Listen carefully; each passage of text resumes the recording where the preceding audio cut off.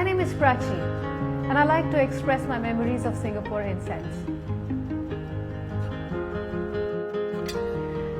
Scents and memories, they are in the same part of the brain.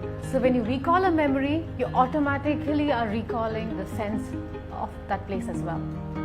So let's say mahjong.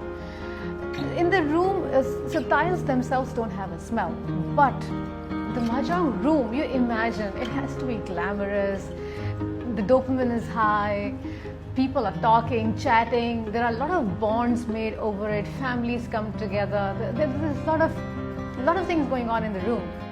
Mahjong has to have that imagination attached to the scent creation. So you have to go back to history of mahjong, of traditional games, how it came about, what it is today.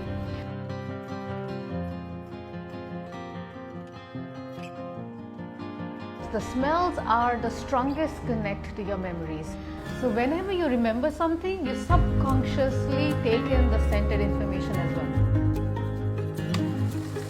All those images start walking into your brain like a video, and that's how memories are recollected, and that's why scent makes the smell makes it the most nostalgic sense of all time.